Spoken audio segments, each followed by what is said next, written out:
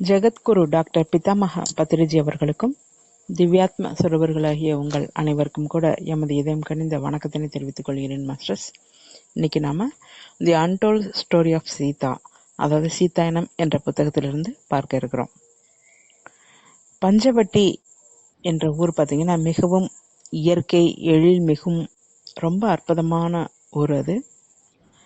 இது பார்த்தீங்கன்னா கோதாவரி நதி அமைந்திருக்கு இந்த ஊர்ல.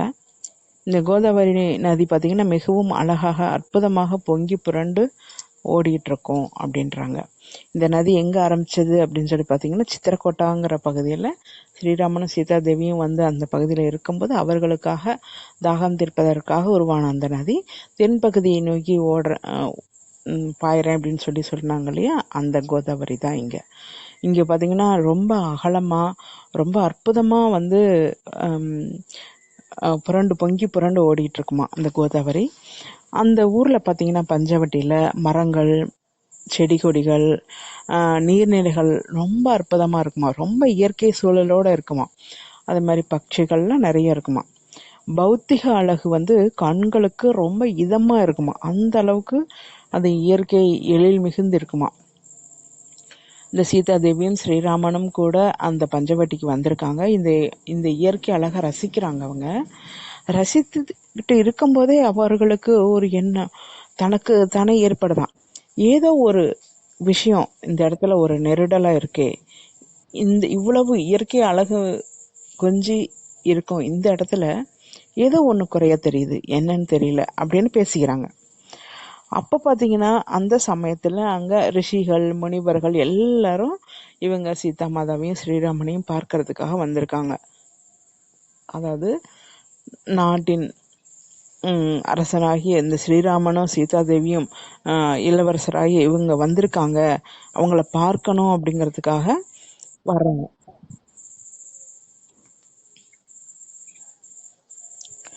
அவங்க வந்து வர்றாங்க. வந்துட்டு ரொம்ப அவர்களை வந்து பார்க்கறாங்க, வணங்கிட்டு இந்த பஞ்சவட்டியை சுற்றி உள்ள வனப்பகுதியில இவ்வளோ அழகா இருக்கு அப்படின்னு சொல்லி பேசிட்டு இருக்கும்போது அவர்கள் சொல்றாங்க, இங்க வந்து இயற்கை அழகு நிறைய தான் இருக்கு, இருந்தாலும் கூட இந்த பகுதியில இந்த வனப்பகுதியில இலங்கையின் அரசனாகிய ராவணாசுரன் வந்து நிறைய கூடாரங்கள் அமைத்து தனது சேனாதிபதிகளை எல்லாத்தையும் இங்க தங்க வச்சிருக்கிறாங்க. நாட்டின் வடபகுதிக்கு செல்வதற்காக இது ஒரு மையமா வச்சு, இந்த பஞ்சவட்டிங்கிற அந்த ஊரை ஒரு மையமா வச்சு இங்க வந்து எல்லாரும் ஆதிக்கம் வச்சுக்கிட்டு இருக்காங்க. அதாவது தென்பகுதியில தான் ஸ்ரீலங்கா இருக்கு. வடபகுதியை நோக்கி போனோம்னா வடபகுதிக்கும் தென்பகுதிக்கும் இடைப்பட்ட ஊர் தான் அந்த பஞ்சவட்டிங்கிற அந்த ஊர். அதனால மையமா அந்த பகுதியில எல்லாரும் கொடிசை போட்டுட்டு அங்க இருந்து வந்து தனது ஆதிக்கத்தை செலுத்திட்டு இருக்கிறாங்க ராவணன் அப்படிங்கிற ஒரு விஷயத்த வந்து ரிஷிமார்கள் எல்லாருமே ஸ்ரீராமனுக்கும் சீதா தேவிக்கும் சொல்லிட்டு இருக்காங்க. இங்க பாத்தீங்கன்னா இது எவ்வளவோ அழகா இருந்தாலும், இந்த பஞ்சவட்டி மிகவும் அழகாக இருந்தாலும் எப்பவுமே கூட ராவணாசுரனுடைய சேனைகள் இருக்கு இல்லையா, படை தளபதிகள் அவங்க எல்லாமே கூட அங்க இருக்கிற உயிரினங்கள், மரங்கள், செடிகள், இயற்கையில் எல்லாத்தையுமே டிஸ்டர்ப் பண்ணிக்கிட்டே இருக்காங்க அப்படின்னு சொல்லி சொல்றாங்க. பேரழிவு பண்ணிக்கிட்டு இருக்காங்க. மக்களும் சரி, ரிஷிமார்கள், முனிவர்கள் அனைவருக்கும் கூட தீங்கு விளைவிச்சுக்கிட்டு இருக்காங்க அப்படிங்கிற ஒரு விஷயத்த சொல்றாங்க.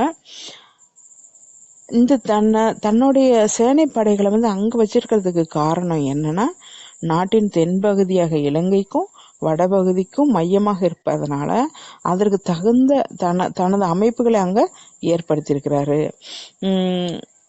ராமர் வந்து சொல்றாரு, அப்படின்னா ராவனுடைய பகுதியில அடியை எடுத்து வச்சிட்டோம் போல இருக்கு நம்ம அப்படிங்கிற ஒரு விஷயத்த ஸ்ரீராமர் வந்து சொல்றாரு. இப்ப ராமனுடைய பரிவாரங்கள் இருக்கிற இடத்துல நாம காலடி எடுத்து வச்சிருக்கோம் அப்படிங்கிற ஒரு விஷயத்த ஸ்ரீராமன் சொல்றாரு. அதுக்கு மாதா சொல்றாங்க, அப்ப சொல்றாங்க, ராவணன் என்ன அவ்வளவு சக்தி வாய்ந்தவனா தயாராயிட்டானா? ஏன்னா ராவணனை பத்தி மாதாவுக்கு தெரியும். மாதா சிறு குழந்தையா இருக்கும்போது அவருடைய அப்பா, அதாவது அங்க மிதிலையில இருக்கும்போது ஜனகர்கிட்ட வந்து ராவணன் பார்த்துருக்காரு, பேசியிருக்காரு. அந்த விஷயம் கூட மாதாவுக்கு தெரியும் இல்லையா? அப்ப அந்த அளவுக்கு சக்தி ராவணனுக்கு கிடையாது. ஆனா இப்ப அந்த அளவுக்கு சக்தி வாய்ந்திருக்கிறானா? ரிஷிமுனிவர்கள் எல்லாம் கூட துன்புறுத்தக்கூடிய அளவுல அந்த அளவுக்கு சக்தி வாய்ந்தவன் ஆயிட்டானா அப்படின்னு சொல்லிட்டு மாதா சொல்றாங்க.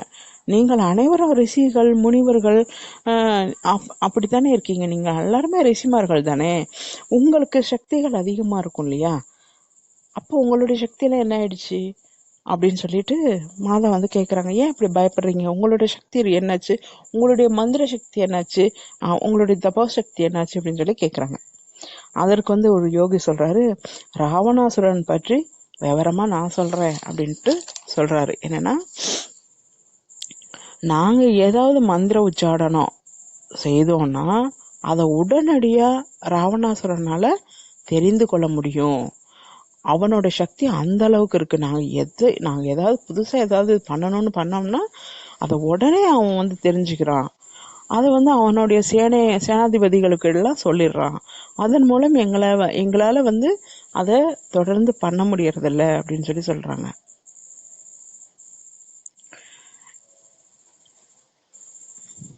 இங்க இருக்கக்கூடிய இயற்கைகள், அதாவது மரங்கள், நதிகள், உயிரினங்கள், எங்களின் பெண்கள் அனைவர் மீதும் கூட அங்க அவனுடைய சேனாதிபதிகள்லாம் என்ன பண்றாங்க, அவங்க அத்துமீறி நடந்துக்கிறாங்க.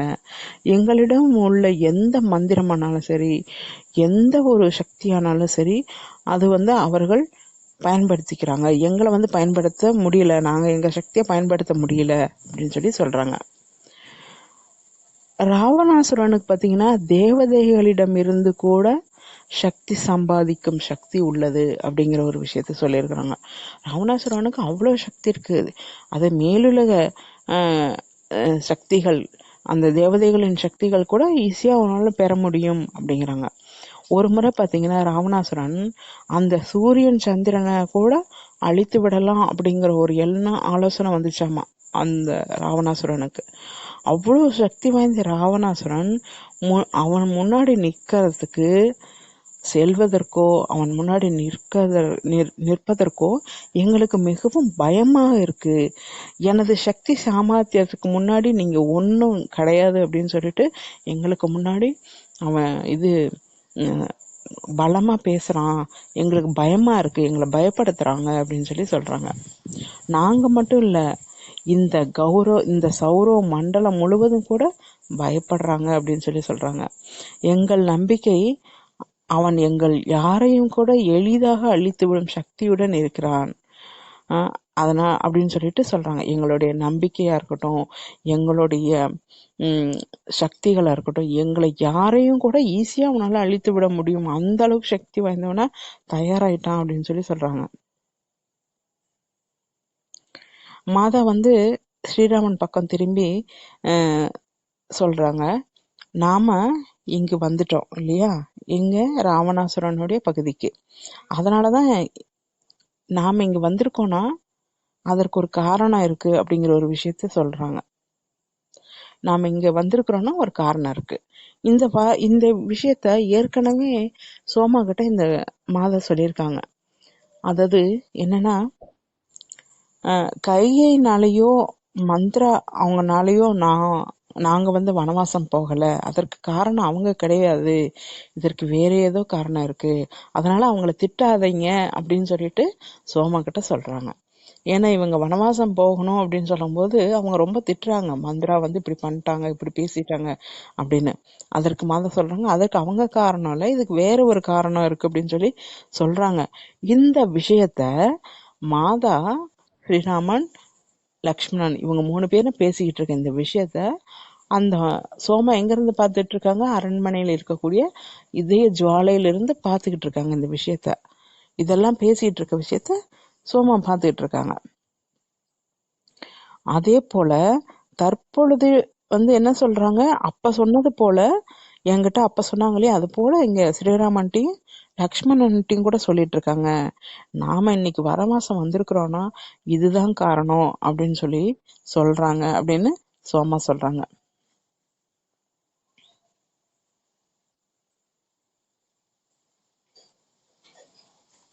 இவ்வளோ இது மாதா தெரிஞ்சுக்கிட்டாலும் கூட இந்த பரமயோகிகள், அதாவது ரிஷிமார்கள், முனிவர்கள் அனைவரும் கூட வேதனைப்படுறாங்க இல்லையா? அது பரம வேதனை, அவங்களுக்கு ரொம்ப கஷ்டமா இருக்கு. அந்த துன்பத்திலையும் கூட அந்த துன்பத்தை அவங்களால தாங்கிக்க முடியலையாம் மாதாவால.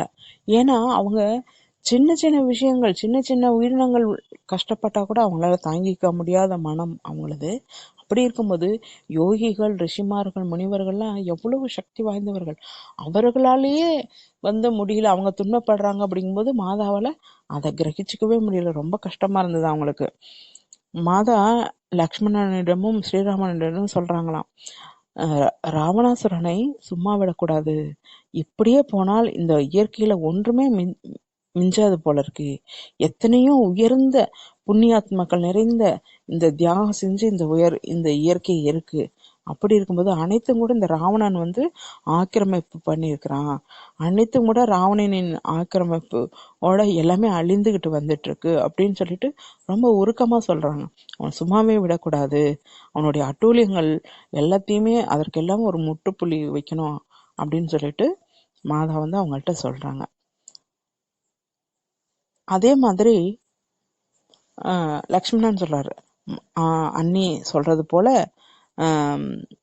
அண்ணா ராவணன் மேல நாம போர் தொடுக்கலாம் அப்படின்னு சொல்லி யுத்தம் பண்ணலாம் ராவணன் மேல அப்படின்னு சொல்லிட்டு லக்ஷ்மணனுக்கு தான் கோபம் அதிகமாச்சு.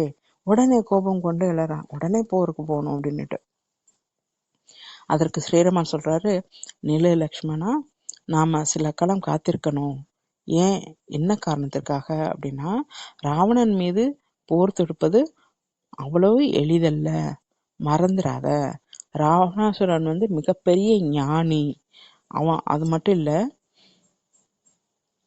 அவன் மிகப்பெரிய ஞானி மட்டும் கிடையாது, அவன் சிவ பக்தனும் கூட.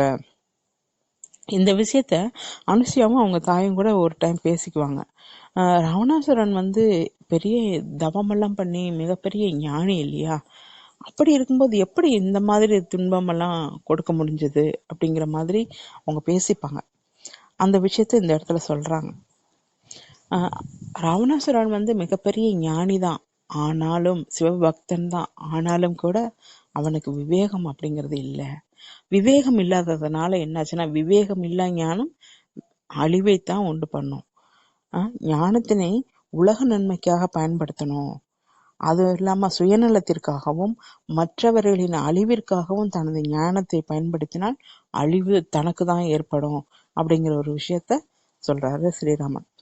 ராமன் சொல்றாரு, மிக உயர்ந்த ஞானி, அது மட்டும் இல்ல சிவபக்தன் கூட, காரணம் இல்லாமல் போர் தொடுக்க கூடாது அவர் மேல. தெளிவான ஒரு காரணம் இருந்தால்தான் ராவணாசுரன் மீது போர் தொடுக்க இயலும் அப்படிங்கிற ஒரு விஷயத்த ஸ்ரீராமன் சொல்றாரு. அதற்கு லக்ஷ்மணன் சொல்றாரு, இவ்வளவு கேக்குறோம் இல்லையா, இத்தனை ரிஷிமார்கள், முனிவர்கள் எல்லாரும் நம்ம கிட்ட சொல்றாங்க இல்லையா, இந்த இயற்கையை அழியிறாங்க, எங்களை துன்புறுத்துறாங்க, இயற்கையை துன்புறுத்துறாங்கன்னு சொல்றாங்க இல்லையா, இது ஒண்ணு போதாதா அப்படின்னு சொல்லிட்டு கேக்குறாங்க.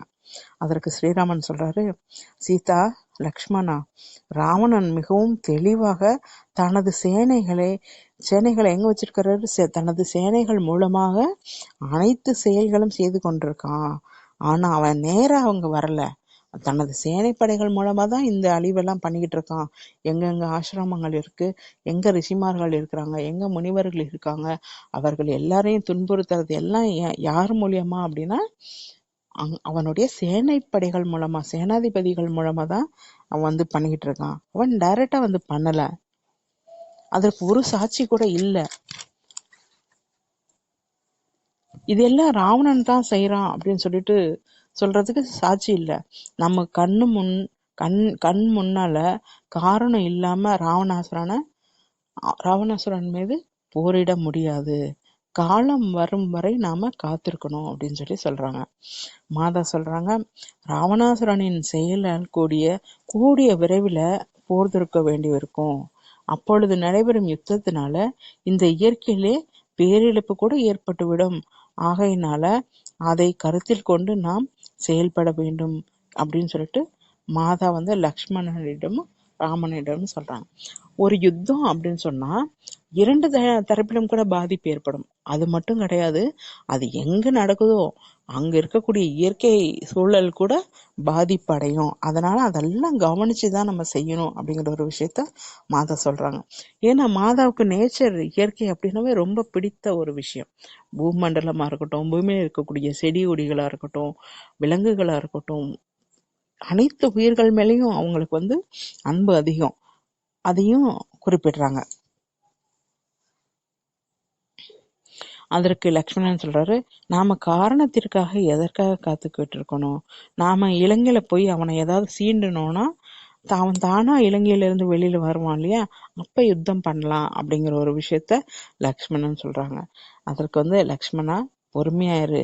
ராவணாசுரன் மேலுலகத்துல இருக்க தேவதைகள் கூட பயப்படுறாங்க அப்படின்னா ராவணாசுரனுக்கு பாத்துக்கோ. அதனால நாம அவசரப்படக்கூடாது. அவனுடைய சக்தி சாமர்த்தியங்கள் ரொம்ப அதிகமா இருக்கு.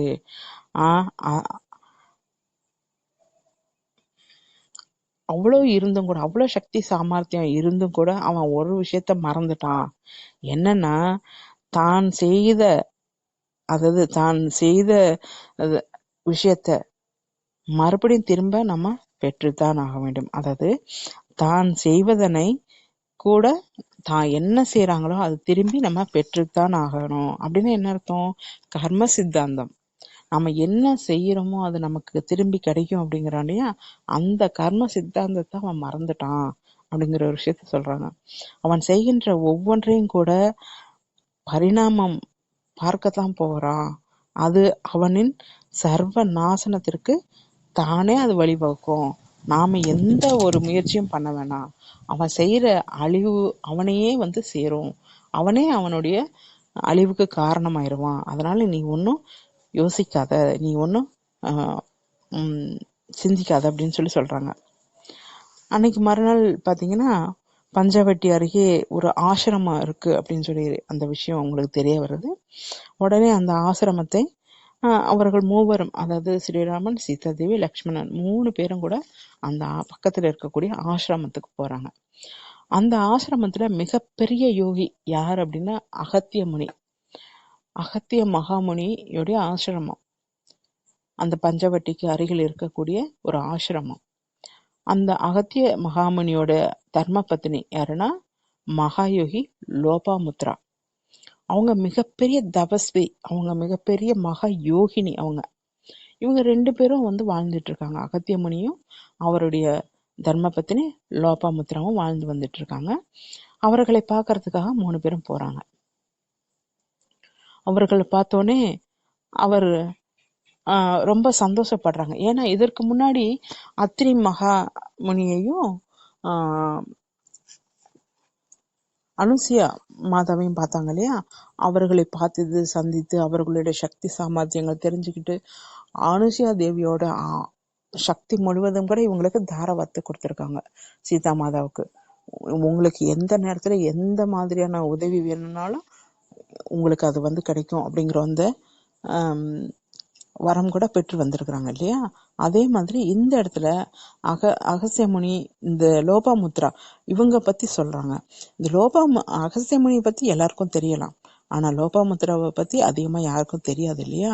அவங்க யாருன்னா மிகச்சிறந்த தத்துவ வேத்தாவாம் இந்த லோபாமுத்ரா. நிறைய சூத்திரங்கள் எழுதியிருக்காங்க, நிறைய புத்தகங்கள் எழுதியிருக்காங்க. அவரிடம் இருக்கும் விசேஷமான ஆன்மீக சக்திகள் எங்கெங்கோ பாத்தீங்கன்னா எங்கெங்கோ உன்னத உலகத்திலிருந்து கூட அவர்கள் சக்தியை சேர்த்து கொண்டு வந்திருக்காங்க. தனது தவ சக்தியினால மிக உயர்ந்த யோகியானவர் பாத்தீங்கன்னா இந்த லோபாமுத்ரா. அசுரர்களுடன் நடந்த போர்களில் மிகவும் சாதாரணமா ஜெயித்திருவாங்களாமா. இந்த அசுரர்கள்ட்ட எல்லாம் அவங்க போர் புரியறாங்க அப்படின்னா அவ்வளவு சர்வ சாதாரணமா ஜெயிச்சிருவாங்களாம்.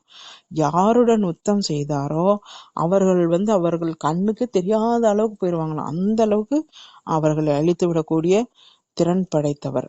அது மட்டும் இல்லாம யாரு எங்க இருந்தும் கண்ணுக்கு தெரியாத இடத்துல இருந்து போர் பண்ணாலும் கூட இந்த லோபாமுத்ராவால அவர்களோட போர் புரிய முடியும் அப்படிங்கிறாங்க. எங்கேயாவது மறைந்திருந்து கண்களுக்கே தெரியாத இடங்கள்ல இருந்து மறைந்திருந்து இவர் மீது போர் தொடுத்தாலும் கூட அவரை கூட ஜெயிச்சிருவாங்க அவங்க அப்படின்றாங்க. தனது சக்தி, மந்திர ஜாலத்தினால, மந்திர பலத்தினால எத்தனையோ அசுரர்களை தோற்கடித்திருக்கிறாங்க லோபாமுத்ரா. இவர் பாத்தீங்கன்னா முத்திரைகளின் மூலமா, இது முத்திரைகளின் நிபுணர் அப்படின்னு கூட சொல்லலாம். இப்ப நம்ம எல்லாம் பார்க்கிறோம்ல, முத்திரைகள் கை விரல்கள் எல்லாம் மாற்றி மாற்றி வைப்போம் இல்லையா, அந்த முத்திரைகள் தான் சொல்றாங்க. இந்த முத்திரைகளை அவர் ஒரு ஆயுதம் போல உபயோகிப்பாராம். இந்த முத்திரைகளை அவ்வளவு சக்திகளையும் பெற்றிருந்தாலும் கூட அவர் சக்திகளை அதி முக்கியமான தேவைக்கு தான் யூஸ் பண்ணுவாங்க. அவ்வளவு சக்தி வாய்ந்தவர் அவர் லோபாமுத்ரா. தனது முத்திரை அதாவது தான் முத்திரை வைக்கிறதன் மூலமா அதை ஒரு ஆயுதமா பயன்படுத்தி கூட எதிரியை அழிச்சிருவாங்களாம். அவ்வளவு திறன் படைத்த அந்த லோபாமுத்ரா எல்லா சமயத்திலையும் போரிட மாட்டாங்க. எங்க தேவை, எங்க முக்கியமோ அதி முக்கியமான இடத்துலதான் அவங்க போர் பண்ணுவாங்க, யுத்தம் பண்ணுவாங்க அப்படிங்கிற ஒரு விஷயத்தையும் சொல்றாங்க. ஏன் அப்படின்னா இதெல்லாம் மாதா கிட்ட லோபாமுத்ரா சொல்றாங்க. ஏன் அப்படின்னா அந்த மாதிரி போர் புரியும் போது அந்த போர் புரியக்கூடிய அந்த சூழ்நிலை இருக்குல்ல, அது கூட பாதிக்கும் அப்படிங்கறதுனால. ஏன்னா இந்த சக்தி போய் அந்த இடத்துல பாய்ந்து அதை அழியும் போது, அந்த அசுரத்தனம் அழியும் போது அங்க இருக்கக்கூடிய சூழ்நிலை கூட அழிந்து போகிறதுக்கு வாய்ப்பு இருக்கு. அதனால ரொம்ப கவனித்து எது எவ்வளவு தேவையோ இதெல்லாம் தெரிந்து கொண்டு அங்க போர் புரிவாங்களாம், யுத்தம் பண்ணுவாங்களாம். இது இயற்கையை அந்த அளவுக்கு அவங்களும் நேசித்து இருக்காங்க லோபாமுத்ரா அவங்களும். இந்த பூமியில இருக்கக்கூடிய அனைத்து உயிர்களும் வாழ்வதற்கு அருகதையானதுதான். அவங்க சொல்லியிருக்காங்க, சீதா மாதா கிட்ட சொன்ன விஷயம். இந்த பூமியில இருக்கக்கூடிய அனைத்து உயிர்களும் அப்படின்னா அசுரர்களும் தேவர்களும் எல்லாரும் அந்த பூமியில வாழ்றதுக்கு தகுதியுள்ளவர்கள், அருகதையானவர்கள். எப்ப வரையும் அப்படின்னா அவர்கள் அல்ல பிற உயிர்கள் பாதிக்கப்படாம இருக்கிற வரையிலும், பிற உயிர்களுக்கு பாதுகாப்பு இல்லை அப்படிங்கிற பட்சத்துல அவர்களுக்கு அந்த அருகதை இல்லை அப்படிங்கிறாங்க. இந்த இடத்துல எந்த அளவுக்கு அந்த பாயிண்ட் சொல்லியிருக்காங்க பாருங்க.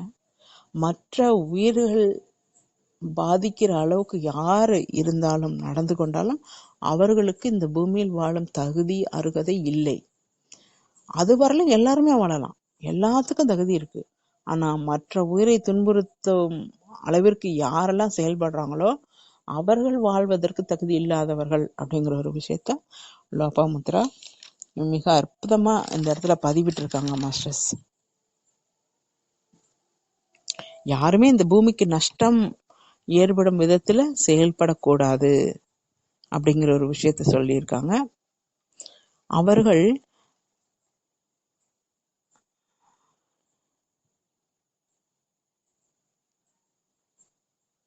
இவங்களை பார்த்தோன்னே சீதா தேவியும் ஸ்ரீராமன் இவங்களாம் ரொம்ப சந்தோஷப்படுறாங்க.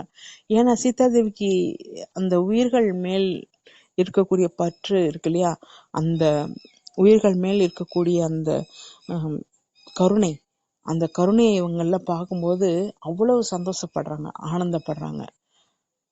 அவர்களை பார்த்தது பெருமிதம் கொள்றாங்க மாஸ்டர்ஸ். இதனுடைய தொடர்ச்சி நாளை பார்க்கலாம் மாஸ்டர்ஸ். Thank you masters.